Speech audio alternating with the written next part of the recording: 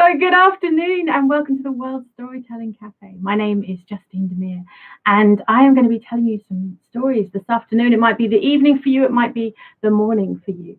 But I'm speaking to you from a very strange time in the world. And so I thought what I would do was share some of my best comfort stories that I hope might be familiar to you. Because I think sometimes when things are very strange in the world, we want stories that make us feel comfortable, stories that we know and stories that we can join in with.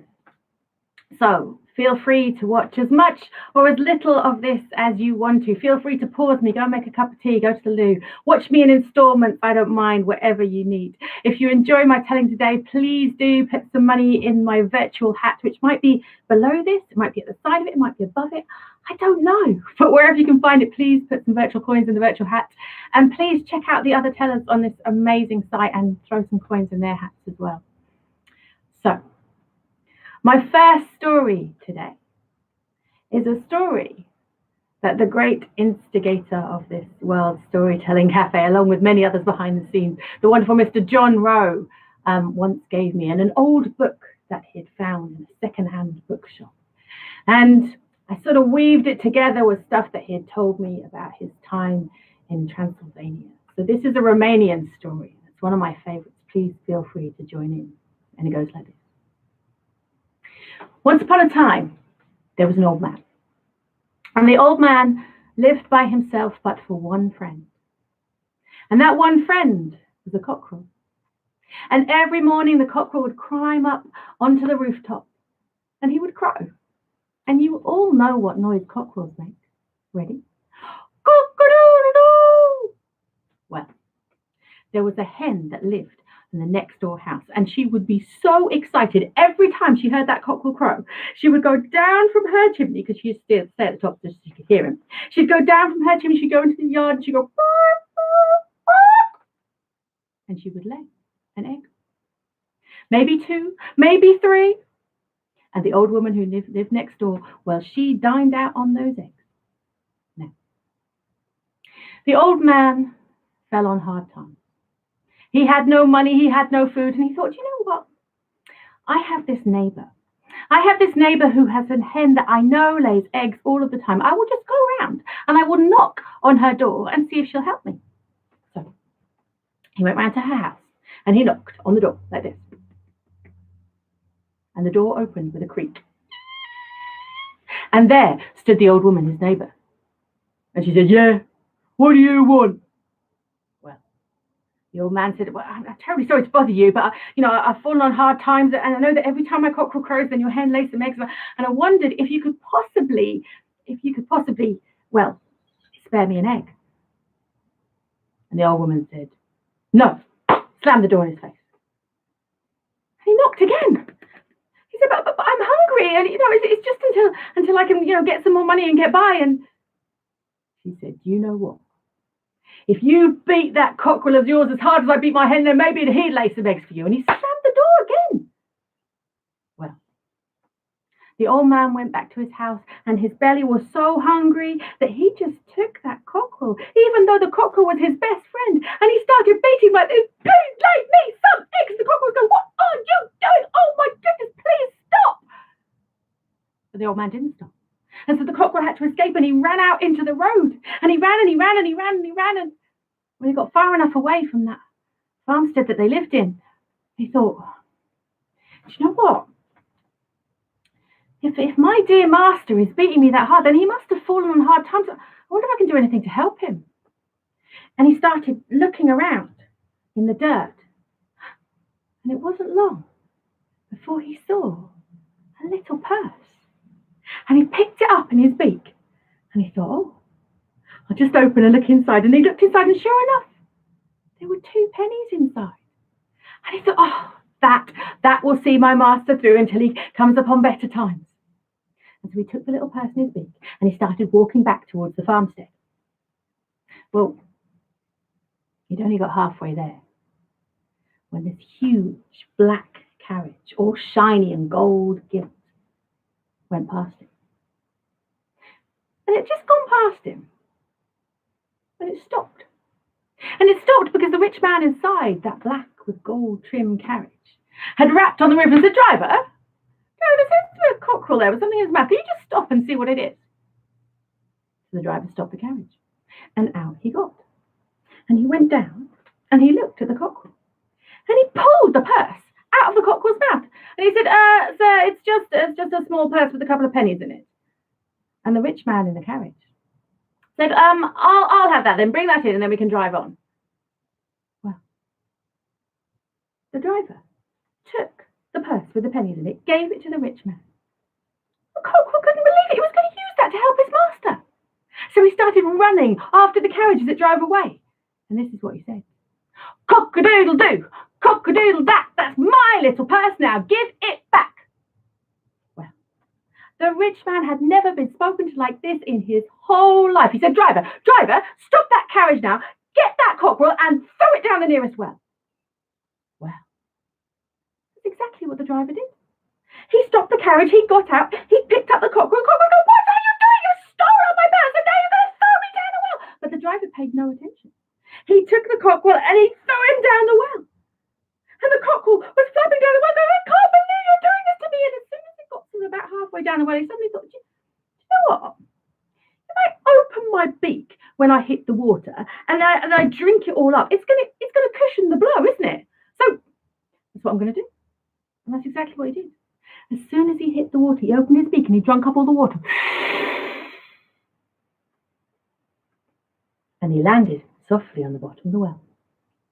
And when he got to the bottom of the well, full of his water, he flapped and he flapped and he flapped and he flapped and he flapped and he flapped and he flapped and he flapped until he was out at the top of the well. And he saw that carriage driving away.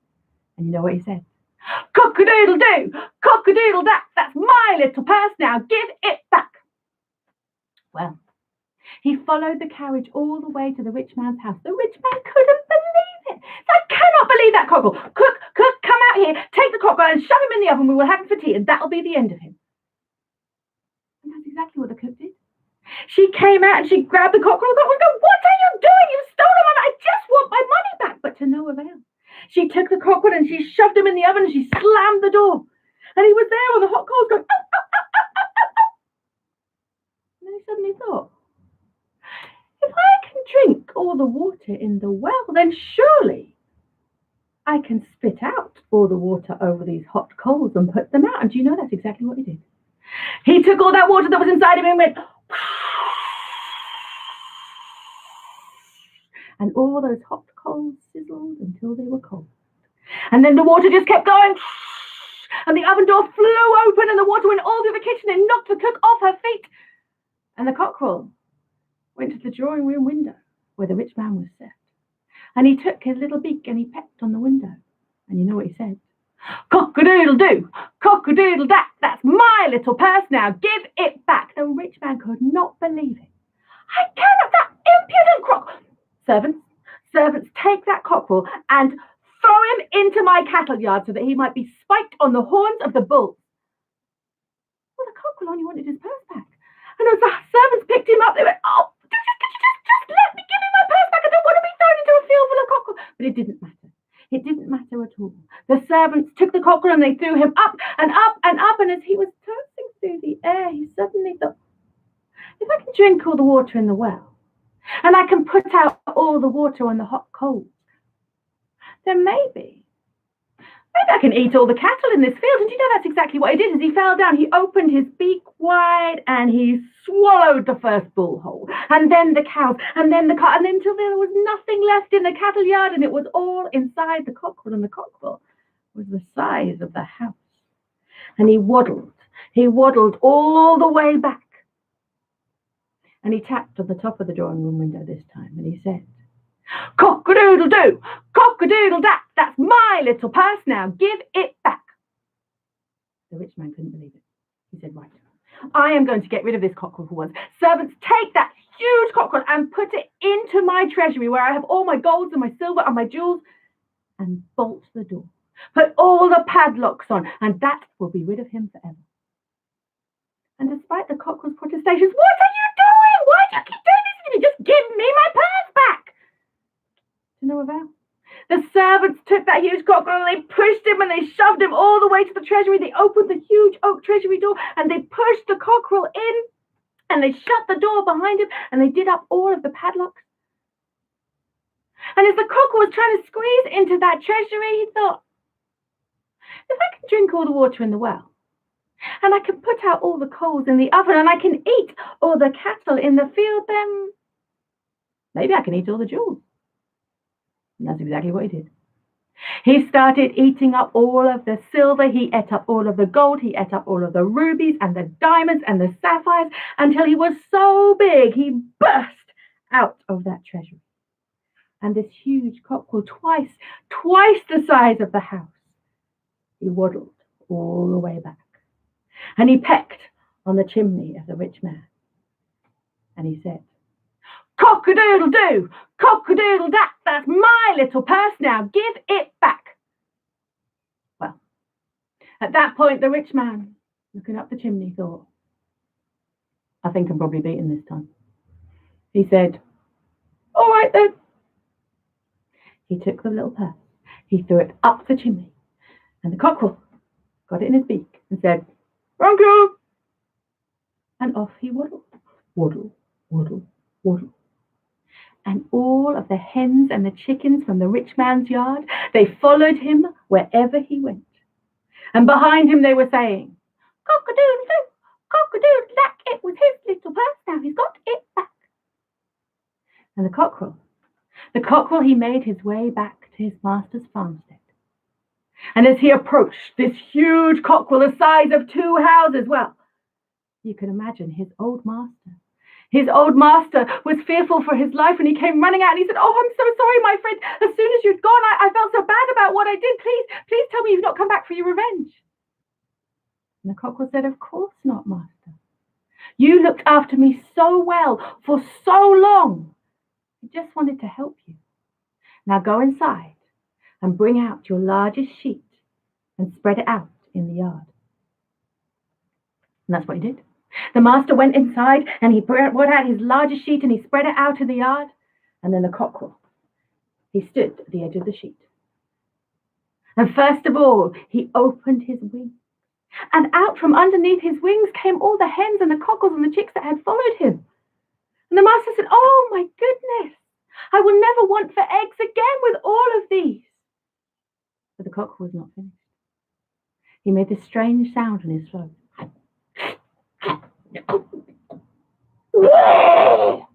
And out onto the sheet came all of the cattle and the bulls and the calves.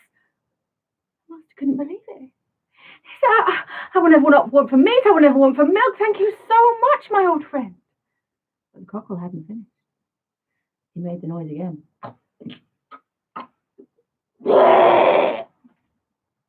And out from the cockerel there came silver and gold and sapphires and rubies and diamonds. The master said, "Oh, thank you so much, my old friend. We will never be poor again. I will make sure you will never want for anything ever again."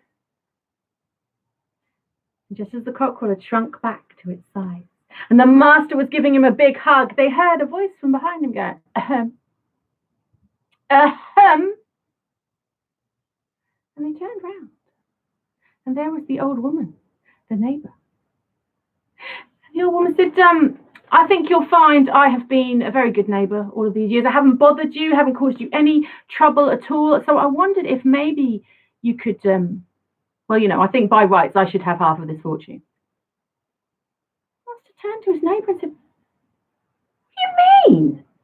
You wouldn't even give me one egg when I was hungry, not even one egg. What are you thinking? Just, maybe if you had actually been nice to your hen, then maybe your hen would have done something for you as well. Now get out of my sight." And the old woman grew very angry. And she went back to her house. And there was that poor little hen that had so loved that cockerel. And instead of being kind to her, I hate to tell you, but she beat her even more. "You useless hen, why do you never bring me any riches or jewels? Get out of here!" And the hen, she ran out into the road and she started looking around to see if there was anything that she could get her own back with. And she found a tiny shard of glass. And she put it in her beak. And she went back. She swallowed it. And then she sat upon her nest, and the old woman went, "This is it, this is it, you're gonna give me my riches." And she watched and she watched and she waited and she waited. And the hen, after a little while, did the biggest hen poo that any hen has ever pooed ever. And it went, and then the hen ran away next door laughing. And the old woman didn't care. She thought, this will be it. This is where my riches is. And she put her hands into the hen poo and she went round and round and round and round until she found that shiny piece of glass. She thought, this is it. This is a diamond. And she held it up to the light and it pricked her finger. That's not a diamond. It's a piece of glass. And she grew so angry that she threw the glass upon the floor and she stamped on it with her foot. And it was so sharp that it went up through her foot. It went up through her veins. It went into her heart. And as soon as it's in there, it killed her stone dead. And that was the end of her. Whereas the hen went next door to her old friend the cockerel. And the cockerel asked for the hen's hand in marriage. And the cockerel and the hen were married with the finest robes that any cockerel and hen ever had. And they lived with that master happily ever after. And there ends my first tale. I hope you enjoyed that one. I have this strange sunlight on my face at the moment, but I'm going to ask you to live with that. I'm going to see if I can. Hold on 1 minute. Okay.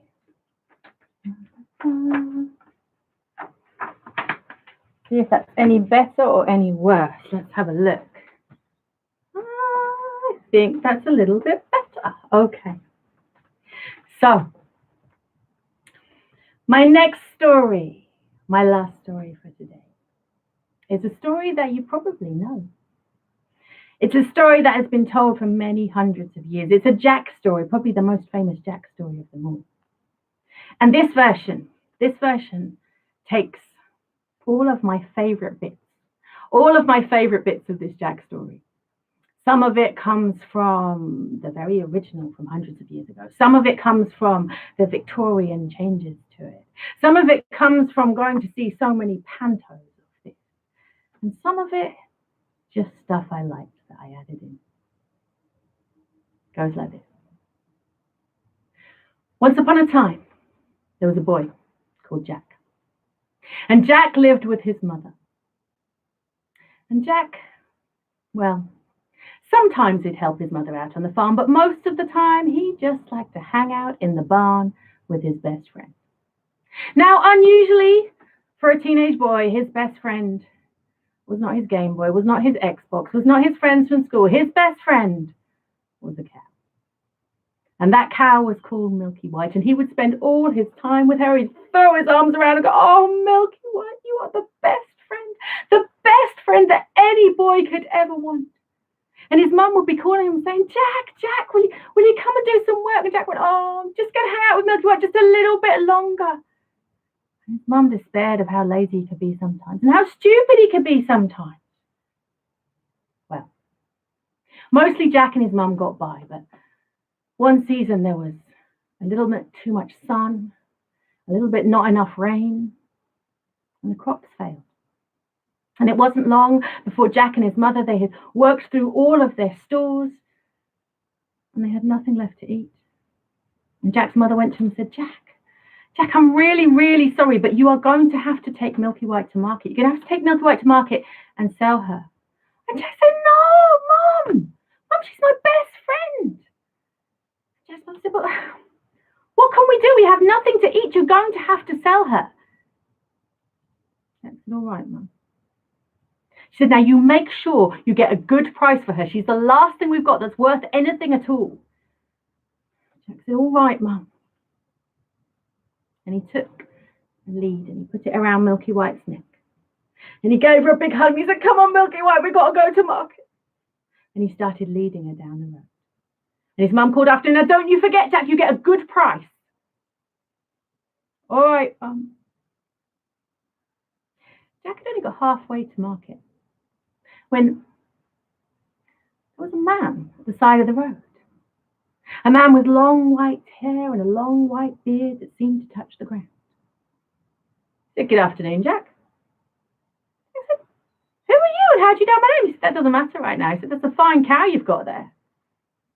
Jack said, "Yeah, this is my best friend, Milky White." The old man said, "So why are you taking your best friend on a walk?" And Jack said, I'm taking her to market to sell her. My mum and I were falling on hard times."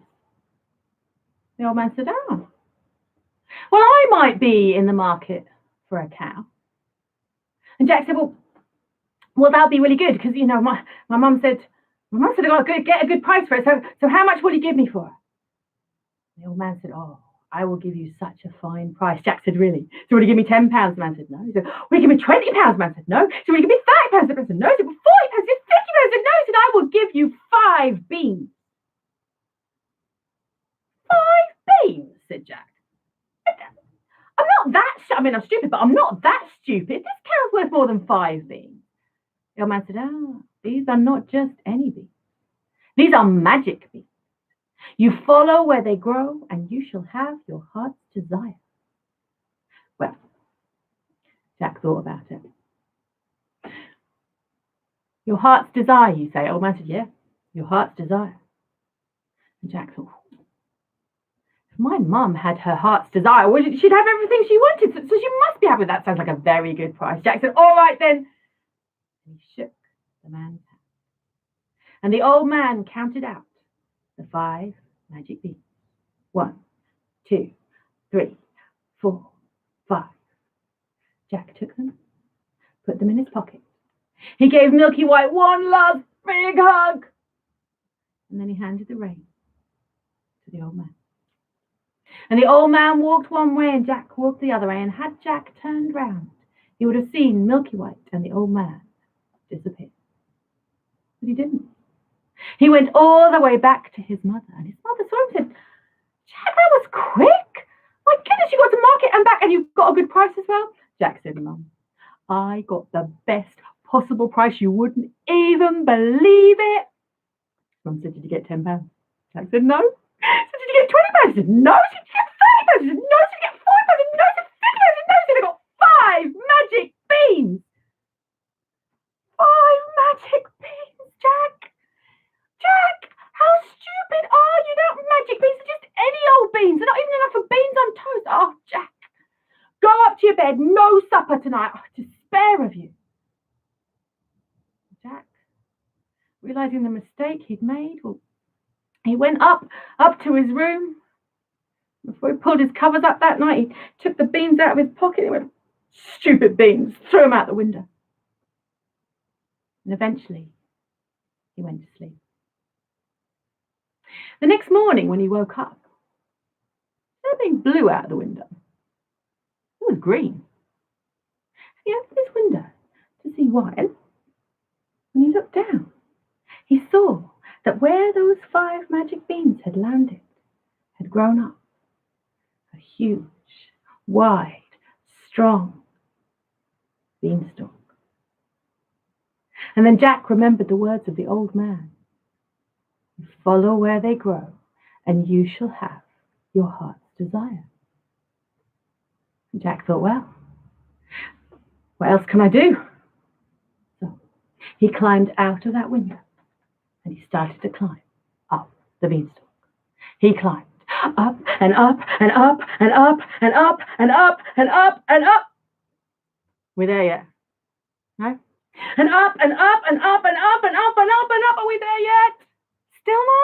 And up and up and up and up and up and up and up and up and up until finally he broke through the top of the clouds. And there, standing at the top of the clouds, was the old man with the long white beard that went to the floor.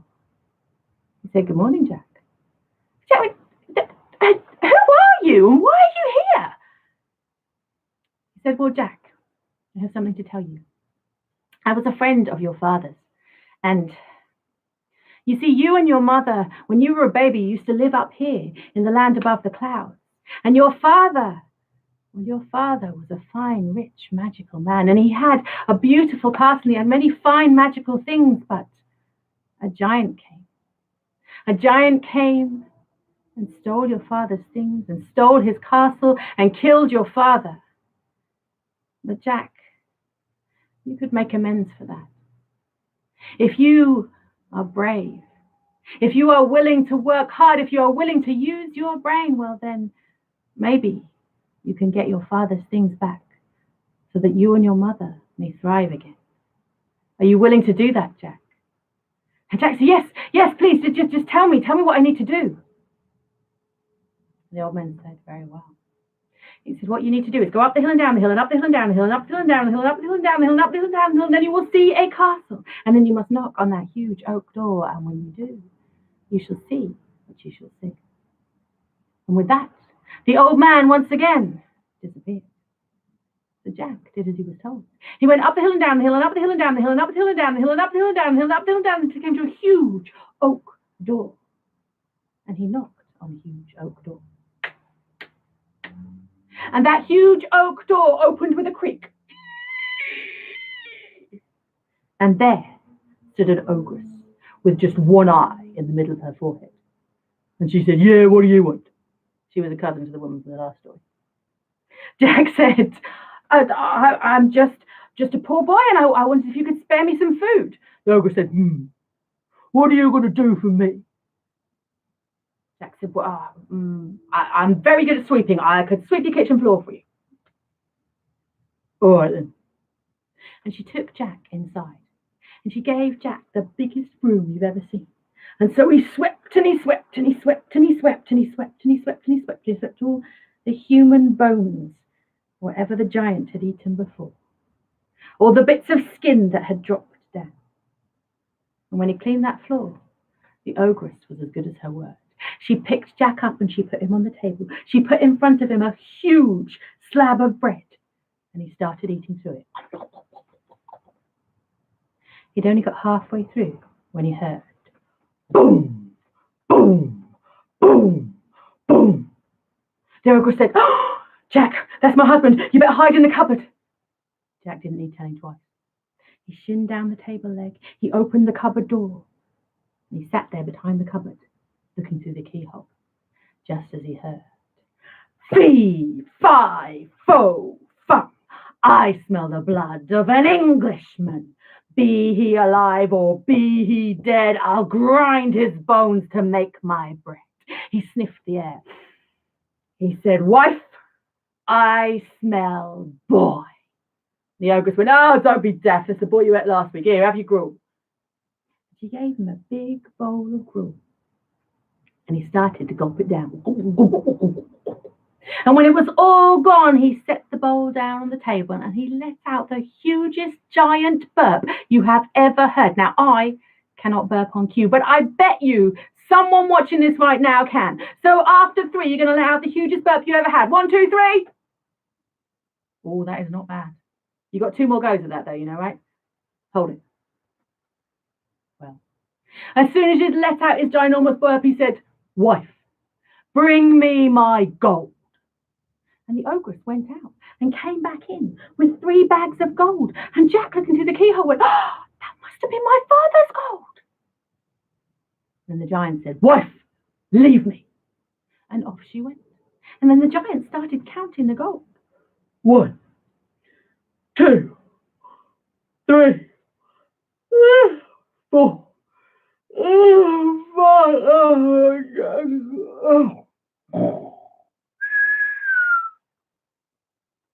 As soon as the giant was fast asleep, Jack shinned out of the cupboard, up the table leg. He grabbed as much of the gold as he could, and he started running back down. He went out the big oak door, and then he went up the hill and down the hill and up the hill and down the hill and up the hill and down the hill and up the hill and down the hill until he had got to the top of the beanstalk, and then he climbed down and down and down and down and down and down and down and down until finally he reached the ground. He said, Mum, I got back some of Dad's gold. And his mum came running out and said, oh, Jack, that's amazing. I can't believe it. Come inside. We will have takeaway pizza tonight. Well, because you all know you need a lot of gold for takeaway pizza, right? So they ordered their pizza that night, and they went to bed with their bellies full, and Jack went to sleep that night happy. When he woke up the next morning, he thought, do you know what? I mean, takeaway pizza's nice, don't get me wrong, but not quite my heart's desire. So you know what he did? He climbed out of the window and he climbed back up the beanstalk. Climb with me. He climbed up and up and up and up and up and up and up and up and up and up and up. Are we there yet? No? And up and up and up and up and up and up and up. Are we there yet?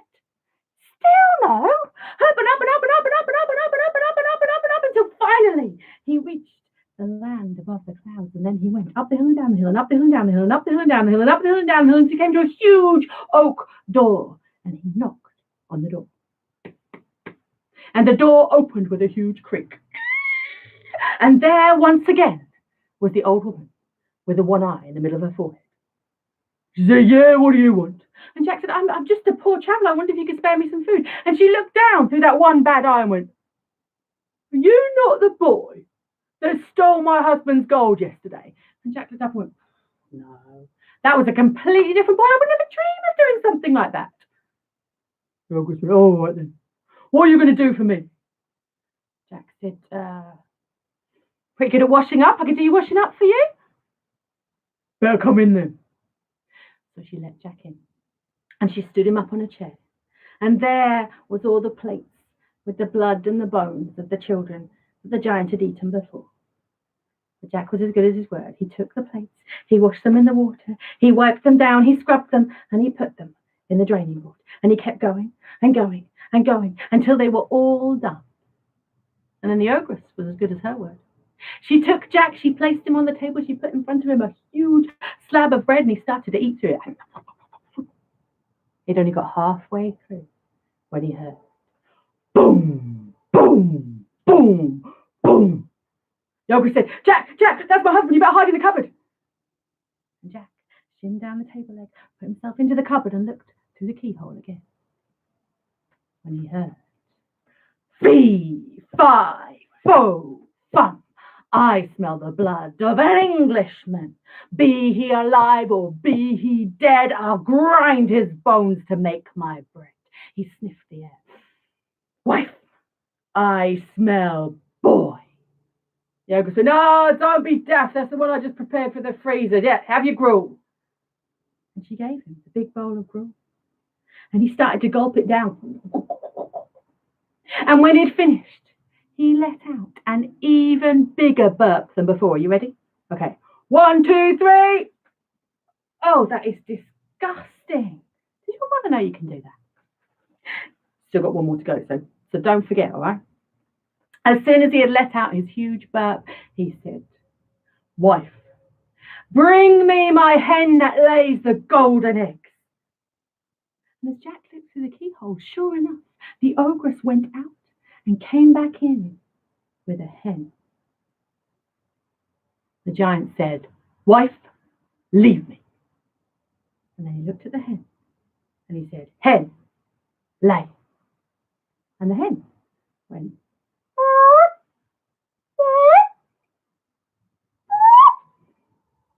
and out from the bottom of the hen there came a golden egg. Jack could not believe his eyes.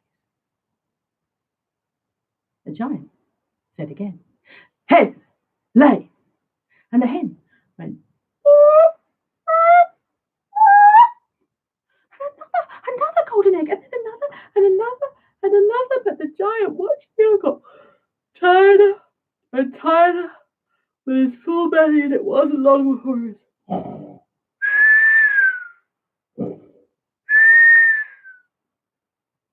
Seeing his chance, Jack came out from the cupboard, climbed up the table leg, and he said, hen, you used to belong to my dad. I'm his son, and we just wondered whether you'd like to come down the beanstalk and live with me and my mum. And Henny said, oh, I would love to. You know, this giant is smelly, and his burps are horrible. I would just love to come and live with you. Off we go then, Jack. And so Jack took Henny, put Henny under his arm, and he shinned down the table leg, and he went out that huge oak door, and he went up the hill and down the hill, and up the hill and down the hill, and up the hill and down the hill, and up the hill and down the hill, until he got to the top of the beanstalk, and then he climbed down and down and down and down and down and down and down and down and down and down and down and down and down until he hit the ground. He said, Mum, I've got an old friend of yours. And his mum came running out of the house and went, Henny, oh my God, I've not seen you. Have you been? Come on in and have a cup of tea. Well, Henny and his mum went inside, and they made a nice cup of tea, and they started catching up over old times. And Jack was happy because he'd made his mum happy. And he went up to bed with a smile on his face that night. And the next morning when he woke up, he thought, do you know what, my mum having her friend back, it's nice, but it's not quite my heart's desire. You know what he did? He climbed out to that window and he went back up the beanstalk. He climbed up and up and up and up and up and up and up and up and up. Are we there yet? No? And up and up and up and up and up and up and up and up. Are we there yet? Oh, and up and up and up and up and up and up and up and up and up and up until finally he reached the land of the clouds. And then he went up the hill and down the hill and up the hill and down the hill and up the hill and down the hill and up the hill and down the hill until he came to a huge oak door and he knocked on the door. And the door opened with a creak. And there stood the ogress with the one eye in the middle of her forehead. And she went, yeah, what do you want? And Jack said, I'm just a poor traveller. I just wondered if you could spare me some food. The ogress looked down at him with her one bad eye and said, are you not the boy that stole my husband's gold and then stole his hen? Jack said, oh, no. No, I would never do such a thing. Look at this innocent face. All right, then, what are you going to do for me? Jack said, I'm pretty good at laundry. I could do the laundry for you. The ogress said, all right, then you better come in. Well, she sat Jack down on the floor with a huge bowl of soapy suds, and next to him was a huge pile of the giant's boxer shorts with a few, brown stains on them. And Jack took the boxer shorts and he scrubbed them until they were clean, and then he pegged them up on the line. And he took another one and he scrubbed it until it was clean, he pegged it up on the line. And he did that until all of the boxer shorts were hanging on the line. And the ogress was as good as her word. She picked Jack up, she put him on the table, she put a huge slab of bread in front of him and he started eating through it. He'd only got halfway through when he heard boom, boom, boom, boom. Jack didn't need telling this time. He shinned down the table leg. He was in the cupboard looking through the keyhole before the ogress could say anything. And then he heard, fee, fi, fo, fum. I smell the blood of an Englishman. Be he alive or be he dead, I'll grind his bones to make my bread. Sniffed the air. Said, wife, I smell boy. Oh, don't be daft. I just put a boy that had gone off in the bin. Now eat your gruel. And she gave him a huge bowl of gruel. And once again he tipped it up and he swallowed it down. And he let out the biggest burp that has ever been heard in a world storytelling cafe ever. Are you ready? 1, 2, 3. Wow. You should absolutely be proud of that. Your parents might not be, but you should be proud of that. Well, as soon as he'd finished that ginormous burp, he said, wife, bring me my harp that sings. The ogress went out, and as Jack watched through the keyhole, he saw her bring back in a beautiful golden harp with etchings and markings all over it. The giant said, wife, leave me. And he sat back and he said, harp, sing. And the harp began to sing. Oh, oh, oh.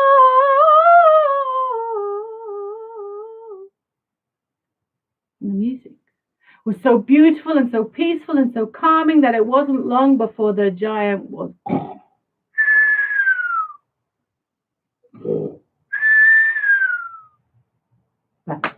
Jack saw his chance. He came out from the cupboard, he shinned up the table leg, and there he was on the table. He said, Harpy, Harpy, you used to belong to my dad, and me and my mum wondered if you'd like to come down and live with us. Harpy said, oh, I would love to so much. Oh, thank you so much. This giant was horrible and he smelled. Did you hear that last burp? It was terrible. Jack said, shh, we better go. Jack took Harpy, put her under his arm. He shinned down the table leg. He got to the huge oak door, and the problem with harps that like to sing is that they also like to sing when they are happy, and she just couldn't keep it in any longer. And as they got to the oak door, she went, ha, ha, ha. Well, the giant opened one eye, opened another eye, saw Jack and Harpy at the door. Jack looked at Harpy.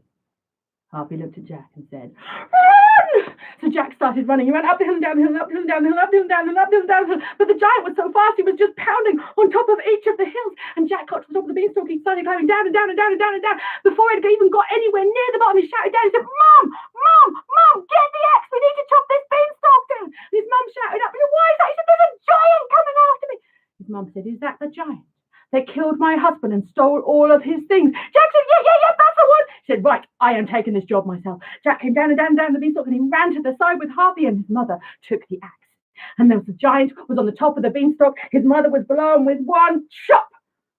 The beanstalk swayed one way with the giant on top of it. With another chop, the beanstalk swayed the other way with the giant on top of it. And with one final chop, the beanstalk swayed, and with the giant on top it went splat. And that was the end of the giant. Well, with the giant dead and gone, his mother took Harpy inside and said, Harpy, lovely shoe, Henny's here. We really should have a cup of tea. I made a nice cake. Come and sit down. So Harpy and Henny and Jack's mum went inside, and they started having a lovely tea party. But Jack sat on the door of the farmstead, and he was thinking to himself, this is lovely and we won't want for anything again, but there's just something missing. And as he thought that, the man with the long white hair and the long white beard that seemed to touch the ground appeared. He said, Jack, what seems to be the trouble? And Jack said, well, I love that my friends, my mum has her friends back, and I love that we're not poor anymore, but I really miss my best friend. The old man said, well, I promised you that if they followed where you grew, you'd have your heart's desire. And so you shall. And he clicked his fingers, and there appeared in front of Jack, Milky White, his best friend. Jack threw his arms around his best friend and said, oh, you are the best friend a boy could ever want, the best cow that anyone ever knew. Now come inside and meet my new friend. So Jack and Milky White went inside. And the old man once again disappeared. But Jack and his mother and Milky White and Harpy and Henny lived in that farmstead happily ever after. And there ends my tale and my time for the moment in the World Storytelling Cafe. It's been an absolute pleasure to talk to you. I hope you've enjoyed it. Please, if you've enjoyed the stories today, throw some money in my hat, which will be maybe down here somewhere. Please go and look on the rest of the site and see the rest of the storytellers and throw some money on their hats and keep this wonderful tradition going. Thank you so much for listening, and please keep sharing stories and telling them, because I've told the stories to you, so you need to tell the story to someone else, and that way they will go round and round the world forever. People, wherever you are, thank you for listening to that last storyteller. What an amazing performance. And if you enjoyed it, the hat, look just below the story. If you're on the website, and I do encourage you to go to the website, and you can put a little in the hat. If you're in Texas, I've got a Texas hat. Yeah, I've got this in Kerrville. You could drop $1 in, or $2. If you're in England, you can drop £1 in, or more. If you're in Canada, well, you could drop a few dollars in. And maybe if you're right up north, in Lapland, you could drop a few kroner in, or maybe €1 or 2. It will be much appreciated. Thank you. Don't forget the hat, and enjoy the stories.